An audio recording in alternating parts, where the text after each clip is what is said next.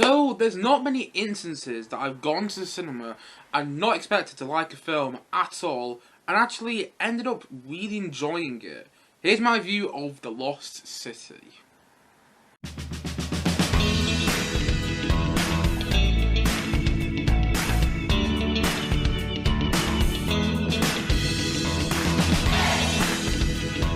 The Lost City. So The Lost City follows the story of Sandra Bullock's character, who's a writer but hasn't really been able to write anything good since her partner died. However, she's written this new book called The Lost City of D. But the book itself isn't that good, and everyone's more obsessed with the cover model of the book, played by Channing Tatum in the movie. But anyway, there is one person who's obsessed with the book, and that one person is played by Daniel Radcliffe in the film, who's this billionaire. And then basically, Daniel Radcliffe's character essentially kidnaps Sandra Bullock's character and wants to use her to try and find the treasure at the Lost City. And he basically takes her aside and uses her to try and find this treasure. But then at the same time though, Channing Tatum's character, some other characters in the movie as well, team up to try and get Sandra Bullock's character back. But in doing so, they face a lot of problems along the way. And that's basically the plot of The Lost City. And honestly, this movie has got so many problems. It's got plot holes they could quite literally drive a bus through. It's got logic problems which make you question the physics in this world where everything takes place. It's also just got so many problems in there, and so many weird moments, and so many moments where you can clearly tell that Sandra Bullock's characters and Channing Tatum's characters weren't actually in the jungle together, weren't actually on this adventure together. You can clearly tell where there's green screen used in the background, there's some clear, obvious CGI, and the film is that great. It's not a brilliant movie. It's by no means a masterpiece. But saying that though, it is actually kind of enjoyable. I must admit, I enjoyed myself watching this movie far more than I was going to. And actually, I enjoyed myself more in this movie than I did with Jungle Cruise back in, what was it, 2020 or 2021, should I say. And also, I enjoyed myself more in this movie than I did with Uncharted a couple months ago. Honestly, there were a couple moments in this movie where I was generally sitting there thinking, this was what Uncharted was missing. Because, you know, The Lost City, even though it got tons of problems. Honestly, I was sitting there thinking, okay, that doesn't make sense, that doesn't make sense, that doesn't make sense. Even so, there's so many problems in this movie. It has what Uncharted was missing. It has that sense of wonder, it has that sense of adventure, which really makes it work in my opinion. And also, I laughed. It's a, you know, comedy, action, adventure, and I laughed in this movie. Not at all the jokes. Some of the jokes did fall flat just like that, but at the same time though, some of the jokes really worked to me, and I laughed far more in this movie than I really expected to. Honestly, I found quite a lot of jokes funny, which was a really nice, pleasant surprise when I was watching it. But going back onto that whole thing to do with the sense of adventure in this movie, honestly, when you're watching it, you feel like you're on an adventure with Sandra Bullock's character and Channing Tatum's characters. And I really liked that about it, because that's what Uncharted was missing in my opinion. Uncharted, you know, it just felt like a generic action-adventure movie. It didn't actually feel like on an adventure with these characters. It didn't have a sense of wonder when they discovered all the artifacts. And in this movie, even so, it's got so many problems. Even so, I'm not by any means saying it's brilliant. Don't misread this review. I'm not saying this film is brilliant, but even so, this film isn't brilliant.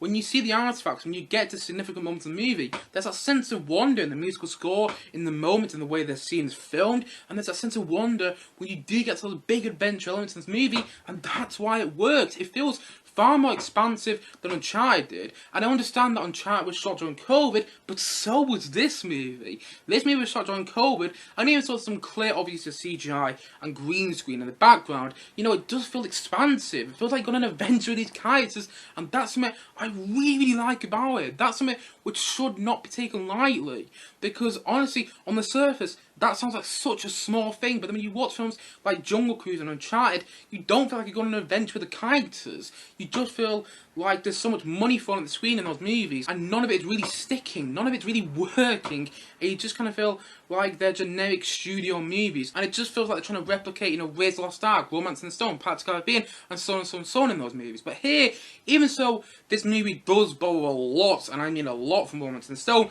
and even so, it does take quite a few elements from Raiders of the Lost Ark.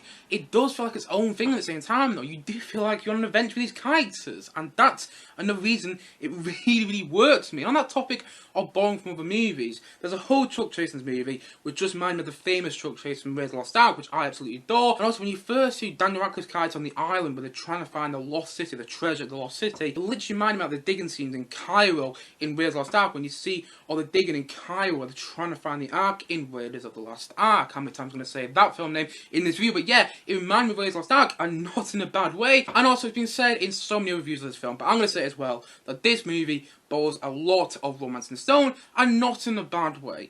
It's kind of like an updated version of Romance in the Stone. And I think Romance in the Stone, even though I quite enjoy the first of those movies, it's very much of its time, the first Romance in the Stone. It's very much of its time, with all its 80s music, you know, Michael Douglas is the main star, and it's very much of its time, and I do feel that's the same with this movie, but it does kind of feel like a modern version of Romance in the Stone, and not in a bad way whatsoever. And also, the performances are really fun to watch. You know, Sandra Bullock and Tatum have some great chemistry in this movie, and they're really fun to watch. And even so, you never feel like you're watching anyone but Sandra Bullock and Channing Tatum. Weirdly, it kind of works in the film's favour. You kind of enjoy that in this movie. Normally, it's one of my criticisms with a movie when you don't feel like you're watching anything but the actors playing characters. But in this movie, that kind of works. The fact that you feel like you're watching Sandra Bullock and Channing Tatum actually kind of works in the film's favour. And I really like that about it. And also, Brad Pitt is in this movie. And he's not in this movie much, but when he is in this movie, oh my god, he is so good. Brad Pitt, like for the 5 minutes he was on screen, I was laughing the entire time. Honestly, Brad Pitt is brilliant in this movie. I knew he was in it because I'd seen the trailer. And by the way, I did not think the trailers made the film look any good. But actually, like I said before, it was a really nice, pleasant surprise watching it last night. But yeah, Brad Pitt is so good in the movie. He pops up for like 5 minutes, and I was just smiling from ear to ear and laughing my head off every single moment it's on screen. Honestly, Brad Pitt is a star of this movie. He steals the show. Honestly, Brad Pitt is excellent in this movie. He is brilliant in this movie. And, you know, he's not doing an amazing performance, but when you're watching him, you just have the biggest grin on your face. And also, Oscar from The American Office pops up in this film as well, and I didn't even recognise straight away that was Oscar. I mean, I was watching this film with my brother, and he actually nudged me and go, "It's Oscar from The Office." Like, oh my god, it is. And he's great in the film. He's really funny to watch. But also, Daniel Radcliffe is great as a villain. Honestly, Daniel Radcliffe feels like he's trying to play that sort of villain you're getting like an Indiana Jones movie. But weirdly enough, it kind of works in this film. Actually, it works really well. And again, that reminded me of something that I felt was missing from Uncharted. I did not think Uncharted had a good villain whatsoever. I did not like the villain on Uncharted. Nothing against the actors who played the villain in that movie. I just didn't like the way the character was written. But here, you know, Daniel Radcliffe plays a character in quite a fun way. And he just plays in such a way that he almost feels like a leftover Indiana Jones villain, but not in a bad way whatsoever. He's really fun to watch in the film as well. And I really enjoyed him as a villain because, again, he was chewing at scenery, but in the way you want him to. In the way kind of Paul Giamatti was doing in Jungle Cruise, but not enough in that movie. But then here you watch Daniel Radcliffe in the movie, like, yep, I am really enjoying watching it. And at the same time, though, the film is fun. Nothing more, nothing less. It's by no means a masterpiece. It's by no means brilliant, but it is fun, and you go along with it. Honestly, I was sat there in the first 5 minutes thinking, actually, this is working for me. But I'm afraid in about an hour's time, it's not going to work for me. But then it still was. About an hour into the movie, there was some heart there, and some actually quite, well, I'm not going to say quite emotional moments, but there were some small emotional moments which kind of worked, actually, which surprisingly worked. I really didn't expect to like this movie whatsoever. I really didn't. And I'm a bit critical on the, you know, adventure films that I've seen. I was very critical of Uncharted and very critical on Jungle Cruise. But even so, this movie has got a mountain load of problems. Even so, this movie looks fake and looks like a studio movie, it's fun.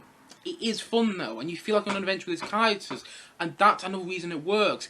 Even so, yes, it feels so generic, and even so, it is one of those films which probably won't be remembered about in a year's time. I enjoyed it because it felt like a good action-adventure comedy. Nothing more, nothing less. It wasn't trying to be a masterpiece. It was just trying to be fun and had a lot of comedy into there. And you know what? It worked for the most part. Sure, some of the side characters are not that great. Sure, the green screen is a bit obvious. Sure, the CGI is a bit, like, not that great. And sure, there are some moments where it is just like, well, I don't find this funny, let's just move on, let's just move on with the movie. There's some moments when you just want the movie to move on because the comedy is being focused on a bit too much, like in one leech scene, which I didn't find funny whatsoever. But nevertheless, so much of the film does work for me. So much of the film I did find funny, so much of the film I actually smiled and I went along with it. And like I said before, I didn't expect to. I really didn't. I saw the trailer of this movie about a month ago when I was sitting in the cinema about to watch Death on the Nile, and I saw the trailer for this movie and thought, I don't want to watch that. And then I got the option to last night, and I'm happy that I did see it. In the end, it was enjoyable, and it felt like an adventure film, and that is why it worked for me. Because there was a sense of wonder with it, there's a sense of joy with it, and ultimately, I came out of the cinema smiling yesterday, and you know what? I'm really happy that I did. And so, all in all, I'm going to say that The Lost City, I'm going to say that's a 6.5 out of 10. Honestly, I've given this film quite a low rating there, but I did still quite enjoy it. You know, films that I give like a 6 out of 10, a 6.3 out of 10, a 6.5 out of 10, or 6.8 out of 10, I give those sort of films a 6 out of 10 because I did just find them enjoyable, nothing more, nothing less. You know, I didn't come out of this movie going, wow, that was my new favourite action-adventure movie that I'm going to watch countless times in the future. No, I just came out of this movie going, oh, that was fun. It wasn't bad. It was actually quite a bit of fun. And, you know, that's why I gave this movie a 6.5 out of 10, because it's not a masterpiece. It's not brilliant, and it's got an innumerable amount of problems. But it's a fun watch, and that is why I liked it. I've said that before, and I'll say it again, it's why I liked it, and I'm happy that I did, because, you know, not every movie has to be a masterpiece. Not every movie has to be the new movie that you're going to say, oh my god, 9 out of 10, I don't know, 5 stars, and things like that. But every movie has to be a masterpiece. And you know, this film isn't anything special. But it's fun, and it's enjoyable, and it's got a sense of wonder and joy in there, which really made it work for me. And also, it felt like an adventure movie, which is no reason this film really did work for me. By no means, like I said, is it anything special, but it was fun to watch, and that is why I liked it overall. And so, all in all, I'm going to say that The Lost City, I'm going to say that's a 6.5 out of 10 from me.